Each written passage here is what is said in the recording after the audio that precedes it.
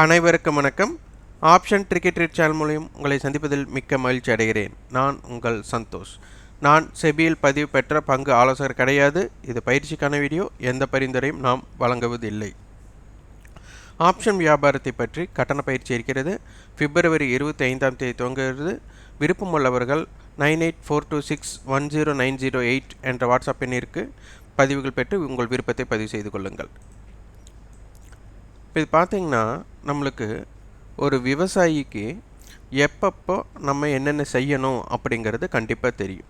அப்போது அந்த விவசாயி அதை செய்யலை தெரிஞ்சுக்கலை அப்படின்னா அப்போ எப்பப்போ பயிரிடணும், எப்பப்போ அதற்குண்டான மருந்து வைக்கணும், களை வெட்டணும், அறுவடை எப்போ செய்யணும், இது அனைத்துமே அவர்களுக்கு தெரியணும். அது தெரியாமல் விவசாயம் செய்ய இயலாது.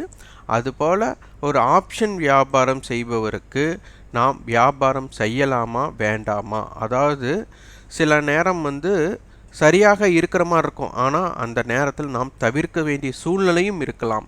ஏன்னா நம்மளுக்கு ரிஸ்க் எவ்வளோ இருக்கிறது, ரிவார்டு எவ்வளோ கிடைக்கும், அதனை தெரிந்து கொள்ள வேண்டும். இப்போ நம்ம 100 ரூபாய்க்கு ஒன்று வாங்குகிறோம், அது 110 ரூபா போகும், 10 ரூபா ப்ராஃபிட்டு, ஆனால் ரிஸ்க்கு பார்த்திங்கன்னா திருப்பி 100 ரூபாய் இருக்குது அப்படின்னா அதற்குண்டான வியாபார தந்திரம் நீங்கள் பயன்படுத்த போகிறீங்க. அல்லது ஒரு 10 ரூபாய் இருக்கிற ப்ரீமியம் 100 ரூபா போகக்கூடிய வாய்ப்பு இருக்குது அப்படின்னா அதற்குண்டான வாய்ப்பு எப்படி இருக்க போகுது? ஏன்னா 100 ரூபா கண்டிப்பாக 1000 ரூபா போகுமா அப்படின்னு நீங்கள் ஒரு எத்தனை முறை நீங்கள் ஆய்வு செஞ்சதில் 100 ரூபா ப்ரீமியம் 1000 ரூபா போயிருக்கு, எத்தனை முறை 10 ரூபாய் இருக்கிற ப்ரீமியம் 100 ரூபா போயிருக்கு அப்படிங்கிறத பிரித்து பார்த்து நீங்கள் ஆய்வு செஞ்சாலே உங்களுக்கு புரிந்துவிடும் நம்ம எப்போ வியாபாரம் செய்யணும், எப்போ செய்யக்கூடாது அப்படிங்கிறது. அதனால் அதனை பற்றி புரிதல் ஆய்வு செய்து ஆப்ஷன் வியாபாரம் செய்யுங்கள். அதனால தான் ஆப்ஷன் பையர் மற்றும் செல்லர் சும்மா இருப்பதே நல்லது. அதற்குண்டான காரணம் வீடியோக்குள்ளே பார்க்க போகிறோம். சென்ற வாரத்தோட ரேஞ்ச் நம்ம பார்க்குறோம். அடுத்த வாரத்திற்கான ரேஞ்ச் நம்மளை எதற்குள் இருக்க வாய்ப்பு அப்படிங்கிறதையும் பார்க்கலாம். வாங்க வீடியோக்குள்ளே போகலாம். சென்ற வாரம் பார்த்திங்கன்னா சந்தை ஆரம்பமான விலை 17,859. நம்ம பல முறை ஒவ்வொரு வாரத்திலும் இதனை நம்ம சொல்லிகிட்டே தான் இருக்கணும். மண்டே, அதாவது வாரத்தின் துவக்க நாளுடைய ஆரம்பம் மிக முக்கியம். அதனுடைய பிரேக் அவுட்ஸ் ஹை லோ நம்மளுக்கு ரொம்ப முக்கியம் அப்படிங்கிறத ஒவ்வொரு வாரமும் பதிவு செய்து கொண்டே இருக்கிறோம். அப்போ திங்கட்கிழமையோட ஹை மற்றும் லோ செக் பண்ணி பாருங்கள். அதற்கப்புறம் பார்த்திங்கன்னா திங்கட்கிழமையோட லோ நம்மளுக்கு பிரேக் பண்ணவே இல்லை. அப்போ என்ன அர்த்தம், நம்மளுக்கு ஓப்பன்லேருந்து ஹை லோ அதுதான் நம்மளுக்கு கேப் அப்படின்னு தெரியும். அப்போது ஒரு வாரத்தோட பயணம் நம்மளுக்கு 300 புள்ளியிலிருந்து ஒரு 500 புள்ளி அப்படின்னு நம்மளுக்கு தெரியும்.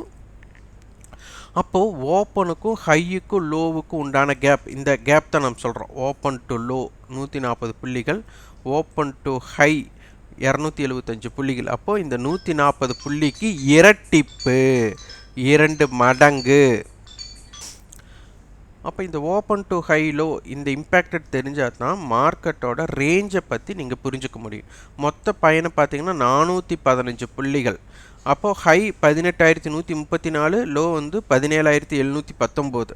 அப்போ ஓப்பன் டு லோ 140 புள்ளிகள்னால் இங்கே நினச்சிக்கோங்க 300 புள்ளி ஒரு ஆவரேஜ் சராசரியாக ஒரு வாரத்தோட 300 புள்ளி நீங்கள் எடுத்துக்கிறீங்க. அந்த 300 புள்ளி எப்படி எடுத்தீங்க அப்படின்னு திருப்பி ஒரு கேள்விகள் தோன்றலாம். அது நீங்கள் தொடர்ச்சியாக ஆய்வு செஞ்சிங்கன்னா உங்களுக்கு அது தெரிஞ்சிடும். அப்போ 300 புள்ளியில் நம்ம 140 புள்ளிகள் கழித்தால் 160 புள்ளிகள். அப்போது இந்த 160 புள்ளிகள் ஓப்பன் டு லோ, அப்போ திருப்பி மார்க்கெட் எங்கே போகுது, இந்த ஓப்பன் ஆகிற இடத்த தாண்டினா 160 புள்ளிகள் மேலே செல்லக்கூடிய வாய்ப்புகள் இருக்கலாம் அப்படின்னு தோணுது. அப்போ இந்த 140 புள்ளி இறக்கத்திலிருந்து இங்கே அப்போது போகணும். இந்த 160 புள்ளிகள் ரீச் பண்ணாலே டோட்டலாக 300 பாயிண்ட்ஸ் அப்போ கவர் பண்ணால் அதனுடைய தாக்கம் என்னவாக இருக்கும் அப்படிங்கிறத நீங்கள் நினைத்து பாருங்கள். அப்போ 17,719 300 புள்ளிகளை ஆட் பண்ணாலே நம்மளுக்கு 18,019 அப்படிங்கிற இடம் நம்மளுக்கு வரும். அப்போது இந்த ஓப்பன் பேஸ்டு நம்மளுக்கு தொடங்கினாலே நம்மளுக்கு ஓப்பனுக்கு லோ, அதாவது திங்கக்கிழமையோட லோக்கு கீழே போயிட்டு திங்கக்கிழமையோட ஓப்பனுக்கு மேலே இருந்தாலே சந்தை வந்துட்டு 18,019 தொடக்கூடிய வாய்ப்புகள் இருக்கலாம் அப்படிங்கிறது ஒரு லாஜிக். அதற்கு அடுத்தது இதோட கணக்கீடெல்லாம் இருக்குது. ஒரு ஆப்ஷனோட ப்ரீமியத்தை பேஸ் பண்ணி, ஏன்னா இதற்குள்ளே ஹெட்ஜிங்கில் ஸ்ட்ராடல் இருக்கும், ஸ்ட்ராங்கல் இருக்கும், அதனுடைய அடிப்படையில் நம்ம கணக்கிட்டிருப்போம். அதில் அதோட லெவல்ஸ் நம்மளுக்கு தெரியும். அதனை பற்றி புரிந்து தான் அப்போது நம்மளுக்கு திங்கக்கிழமையோட ஹை லோ இதை பேஸ் பண்ணி நீங்கள் ஒரு ஸ்ட்ராட்டஜி பில்ட் பண்ணாலே உங்களுக்கு அதனுடைய தாக்கம் புரிதல் ஏற்படும். அதனால் இது ரொம்ப ரொம்ப முக்கியமாக ஆய்வு செஞ்சுட்டு வாங்க. இது உங்களுக்கு ரொம்ப ரொம்ப மிகுந்த ஒரு நம்பிக்கையை ஏற்படுத்தக்கூடிய ஸ்ட்ராட்டஜியாக இருக்கும். அடுத்தது பிப்ரவரி கான்ட்ராக்டோட ப்ரீமியத்துக்கும் மார்ச் கான்ட்ராக்டோட ப்ரீமியத்துக்கும் ஏப்ரலோட கான்ட்ராக்டோட ப்ரீமியத்துக்கும் 100 புள்ளிகள் வித்தியாசம் இருக்கிறது. அப்போது இந்த அளவுக்கு ப்ரீமியத்தில் இருந்தால் இந்த டைம் வேல்யூ யாருக்கு சாதகமாக இருக்கும் அப்படிங்கிறத யோசிக்கணும். அப்போ இதில் பார்த்தீங்கன்னா கால் கட்ட டைம் வேல்யூ அதிகமாக இருக்கிற வர புட் ஆப்ஷனுடைய க்ரீக்ஸ்ன்னு சொல்லுவோம். அதாவது மார்க்கெட் இறங்கினாலும் இதனுடைய ஏற்றம் கொஞ்சம் குறைவாக இருக்கும். அதாவது சிலர்லாம் யோசிச்சிருக்கலாம், மார்க்கெட் இறங்குது ஆனால் புட் ஆப்ஷனோட ப்ரைஸை ஏற மாட்டேங்குதே அப்படிங்கிற காரணங்களெல்லாம் யோசிச்சுட்டு இருப்பீங்க. அப்போது இந்த இடத்துல என்ன ஆகும், நம்மளுக்கு வந்துட்டு ஆப்ஷன் க்ரீக்ஸில் நம்மளுக்கு அஃபெக்ட் ஆகிறதுனால உங்களுக்கு மார்க்கெட்டை இறங்கினாலும் உங்களுக்கு உண்டான ப்ராஃபிட் வந்துட்டு ஒரு செங்குத்து ஏற்றமாக கிடைக்காது. ஒரு ஏற்றம் இருக்கும், புட் ஆப்ஷன் ஒரு ஏற்றம் இருக்கும், அப்புறம் இறங்கும், திருப்பி ஏறும், திருப்பி இறங்கும், திருப்பி ஏறும், திருப்பி இறங்கும். ஆனால் நீங்கள் ஒவ்வொரு இடத்துலையும் ஏதாச்சும் ஒரு இடத்துல ஸ்டாப் லாஸ் போடலாம் நீங்கள் நினச்சிங்கன்னா அதை ஹிட் பண்ணிட்டு தான் கண்டிப்பாக வந்துட்டு ஒரு லாபத்தை கொடுக்கக்கூடிய வாய்ப்புகள் இருக்கும். அதனால் தான் வியாபாரம் பையராக இருந்தாலும் சரி செல்லராக இருந்தாலும் சரி வாய்ப்புகள் குறைவு அப்படிங்கிறதுக்கு காரணம் இது ஒன்று சொல்லிட்டு இருக்கோம். அடுத்து இன்னும் சில காரணங்கள் இருக்கிறது. அடுத்து மார்க்கெட்டில் என்ன மாதிரி ஹெட்ஜ் இருக்குது அப்படிங்கிறத பார்க்கணும். இப்போ மார்க்கெட் வந்து 17,940 க்ளோஸ் ஆகிருக்கு. இப்போ முதல் 2 எடுத்துக்கிட்டா நம்மளுக்கு வந்துட்டு ஸ்ட்ராங்கல் அப்படின்னு அர்த்தம். இந்த ஸ்ட்ராங்கல் விஷயம் உள்ளே இருக்கிறத எடுத்துக்கலாம். அப்போ இந்த ஸ்ட்ராங்கல் விஷயம் உள்ளே இருக்கிறதுனால இங்கே என்னென்னா 17,900 அப்படிங்கிறதும் 18,000 அப்படிங்கிறதும் ஒரு வெற்றிடம். ஏன்னா இவங்க விருப்பப்படுவது என்னென்னா 17,900லேருந்து 18,000க்கு உட்பட்டு தான் சந்தை இருக்கணும் அப்படிங்கிறது இவங்களுடைய விருப்பம். அடுத்து 18,000 கால் விருப்பம்னா கண்டிப்பாக அங்கே தான் இருக்குன்னு சொல்ல முடியாது. இப்போதைக்கு அவர்களுடைய பிரேக் ஈவன் பாயிண்ட்ஸ் இந்த இடத்துக்குள்ளே தான் இருக்குது. 18,000 காலோடது 71 ரூபா. அப்போ 18,071. 17,900 புட்டோடது 65 ரூபா. அப்போ 17,835. அப்போ இந்த 2 ப்ரீமியத்தை ஆட் பண்ணால் நம்மளுக்கு ஒரு 136 புள்ளிகள். அப்போ 18,136. இங்கே 17,900 136 லெஸ் பண்ணால் 17,734. அப்போது சந்தை அப்படிங்கிறது வந்துட்டு சந்தை எந்த எல்லைக்குட்பட்டு இருக்கும் அப்படிங்கிறது தென்படும். இந்த நேரம் வந்து கரெக்ஷன் 17,764. அப்போது சந்தை வந்துட்டு இந்த எல்லைக்குட்பட்டு தான் இருக்க போகிறார்கள். இந்த எல்லை அப்படிங்கிறது பார்த்திங்கன்னா நம்மளுக்கு 17,764லிருந்து 18,136 அப்படிங்கும்போது கிட்டத்தட்ட ஒரு 400 புள்ளியிலிருந்து ஒரு 500 புள்ளிகளுக்கு உட்பட்டு இருக்க போகிறது. அப்போ இதற்குண்டான வேகம் அப்படின்னு நம்ம எடுத்துக்கிட்டோம்னா எப்படி இருக்க போகுது அப்படிங்கிறத வந்து நம்ம இம்ப்ளைடு வாலட்டிலிட்டி அப்படிங்கிற ஒரு இடத்த நம்ம பார்க்க போகிறோம். பார்க்கலாம். இது என்னென்னா இம்ப்ளைடு வாலட்டிலிட்டி பல அர்த்தங்களாக எடுத்துருக்கலாம். இது வந்துட்டு எப்போ சராசரியாக ஒரு 15 இருக்கும். இது 15ற்கு குறைவாக இருக்குது அப்படின்னா சந்தையில் ஒரு அதிரடி காட்டக்கூடிய நியூஸ் இல்லை அப்படிங்கிறதை நம்ம எடுத்துக்கலாம். அடுத்த விஷயமா நம்மளுக்கு வந்துட்டு வேல்யூம் குறைவாக இருக்க போகிறது அப்படிங்கிறதையும் நம்ம எடுத்துக்கலாம். அப்போது இந்த ஒரு நியூஸ் பேஸ்டும் இல்லை வேல்யூம் இல்லை அப்படிங்கும்போது ப்ரீமியத்தோட நகர்வு என்பது மிகவும் மெதுவாக இருக்கும், ஸ்லோ டவுனாக இருக்கும். இந்த ஸ்லோ டவுனில் போய் ஒரு பிரேக் அவுட்ஸ் நடந்தால் அதனுடைய தாக்கம் அப்படிங்கும்போது உங்களுக்கு பையிங் ப்ரெஷர் அல்லது செல்லிங் ப்ரெஷர் ரெண்டுமே எடுத்துக்கலாம். இப்போ பார்த்தீங்கன்னா நிறைய பேர் ஒரு பிரேக் அவுட் ஸ்ட்ராட்டஜி பார்க்கும்போது என்ன பண்ணுவாங்கன்னா, இங்கே வந்து ஒரு எல்லைகளை வகுத்துக்குவாங்க.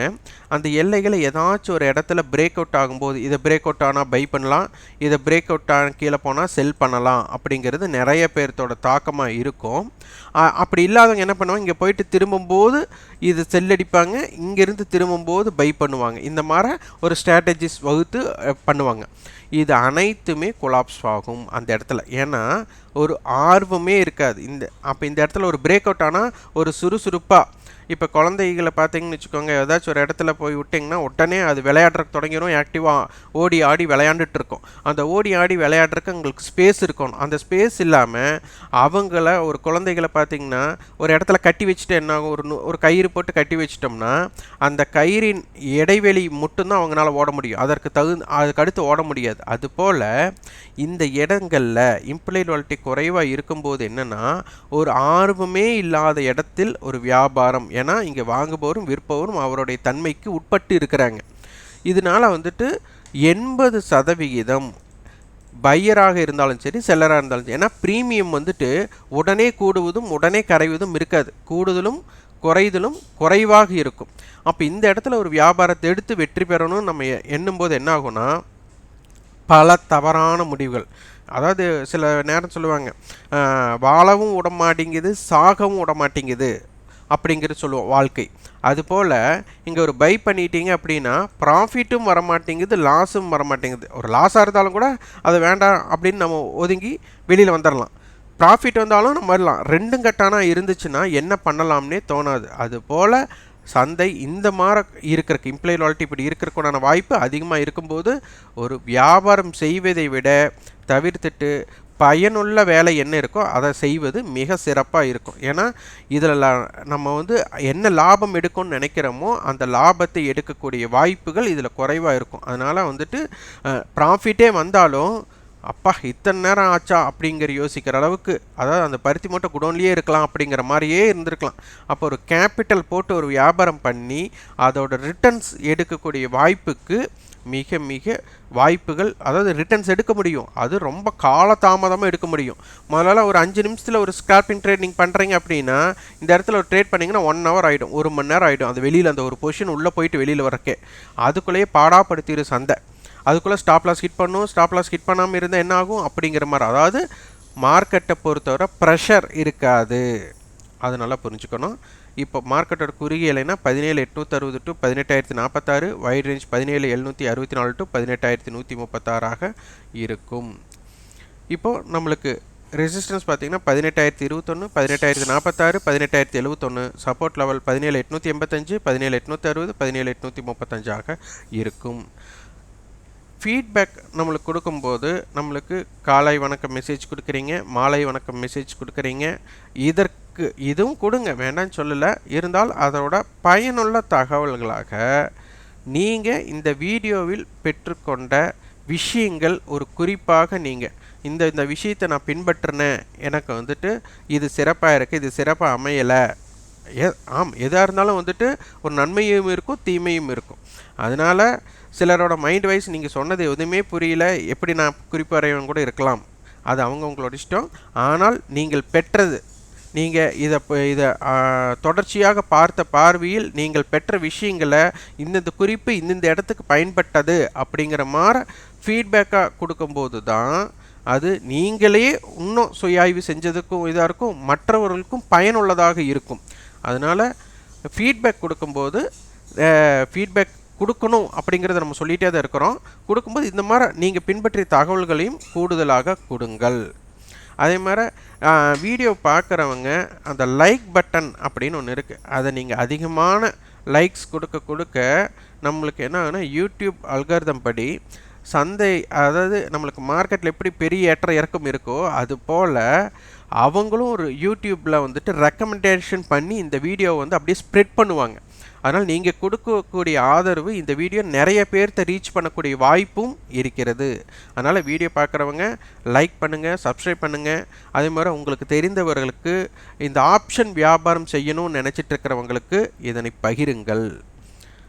நீங்கள் ஆப்ஷன் ட்ரிக்கி ட்ரேட் சேனலுக்கு சப்போர்ட் பண்ணணும்னு வச்சிங்கன்னா எங்களோட ரெஃபரலில் அலைஸ் ப்ளூ, ஜிபுல், அப்ஸ்டாக்ஸ், எஸ்ப்ரெஷோ இந்த நிறுவனங்களை demat and trading account open பண்ணலாம். அதற்குண்டான லிங்க் டிஸ்கிரிப்ஷனில் கொடுத்துருக்குறோம்.